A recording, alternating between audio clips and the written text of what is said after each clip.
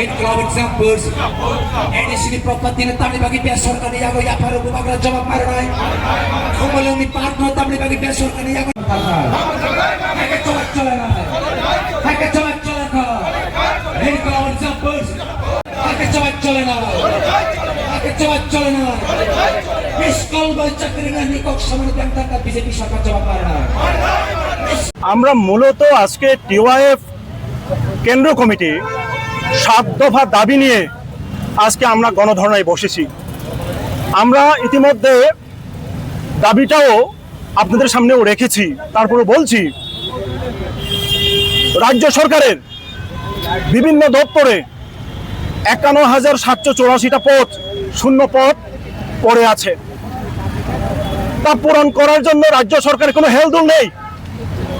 আমরা তাই আজকে বাধ্য হয়েছি এই দাবি তুলবার জন্য যে রাজ্যের বেকার যুবক যুবতীদের চাকরি প্রদানের জন্য যে প্রক্রিয়া গ্রহণ তারা করছে না, অতি দ্রুত তারা পদক্ষেপ গ্রহণ করে 51,784টা শূন্য পদ পূরণ করো।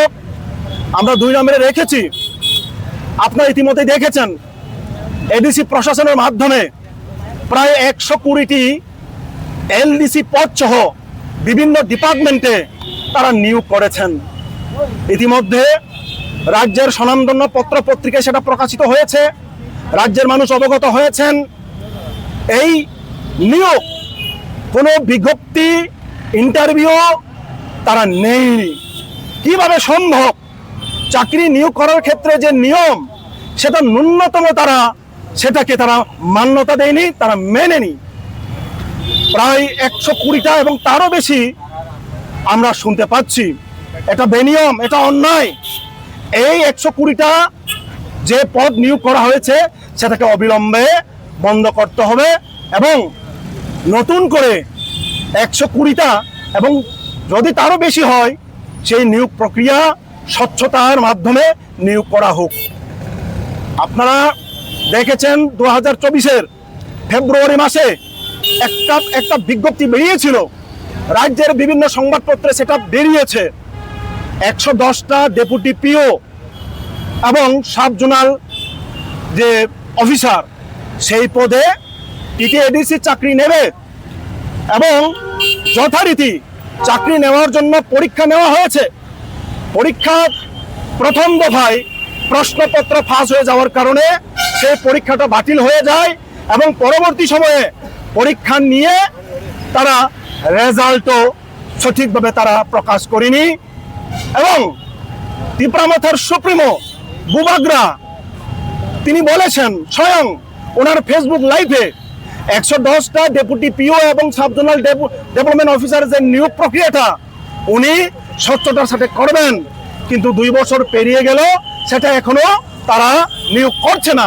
আমরা দাবি তুলছি আজকে গণ অবস্থানের মাধ্যমে দ্রুত 110টা ডেপুটি পিও এবং সাব জেডিও পোস্টে চাকরি নিয়ে এটা নিয়োগ প্রক্রিয়া সম্পন্ন করা হোক এবং যুবক যুবতীদের অধিকার সেখানে তাদেরকে দেওয়া হোক। সেই সাথে আমরা দাবি তুলেছি, দীর্ঘদিন ধরে আমরা ককবরক ভাষা নিয়ে আন্দোলন করে এসেছি।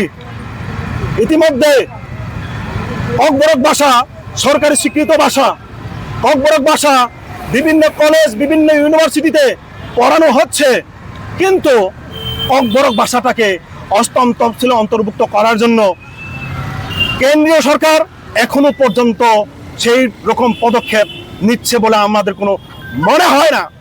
আমরা দাবি তুলছি গণঅবস্থানের মাধ্যমে ককবরক ভাষাকে অষ্টম তফসিলে দ্রুত অন্তর্ভুক্ত করা হোক এবং মাতৃভাষা ককবরকের অধিকার রক্ষার্থে এই দাবিটা দ্রুত দেওয়া হোক। সেই সাথে যে কলেজ এবং ইউনিভার্সিটিগুলোতে এখনো ককবরক বিষয় ককবরক সাবজেক্ট যুক্ত করা হয়নি সেখানে দ্রুত সেই সব কলেজ স্কুল এবং ইউনিভার্সিটিগুলোতে ককবরক সাবজেক্ট যুক্ত করা হোক এবং প্রয়োজনীয় শিক্ষক এবং অ্যাসিস্ট্যান্ট প্রফেসর পদ সেখানে নেওয়া হোক। এখানে উল্লেখ করতে হয় এই যে চলমান যে অ্যাসিস্ট্যান্ট প্রফেসর পদ টিপিএসসির মাধ্যমে নিয়োগ করা হচ্ছে, অবাক হয়েছি আমরা, সেখানে ককবরক সাবজেক্টটাকে রাখাই হয়নি। অথচ ককবরক সাবজেক্টটা মাত্র 18 জন অ্যাসিস্ট্যান্ট প্রফেসর নিয়ে চলছে। 10,000-এর উপর অগ্রকে পড়ুয়া ছেলে মেয়ে আছে, মাত্র 18 জন অ্যাসিস্ট্যান্ট প্রফেসর। এই দাবিগুলো আমরা করেছি। এছাড়া সারা রাজ্য জুড়েই কাজের অকাল চলছে। বিশেষত এডিসি এলাকায় 20 দিনের কাজের দাবিতে আমরা আজকে এই 3 ঘন্টার গণ অবস্থানে আমরা বসেছি, দাবি তুলছি। এই সমস্ত দাবি দ্রুত রাজ্য সরকার কর্ণপাত করুক এবং আমাদের দাবি তারা মেনে নিক। রাজ্যের সকল অংশের মানুষের জন্য এই দাবি, যেহেতু সকলের ভালোর জন্য আমরা দাবিটা তুলছি, সকলের কল্যাণের জন্য দাবিটা তুলছি, এটা মেনে নিয়ে দ্রুত এটা সম্পন্ন করা হোক।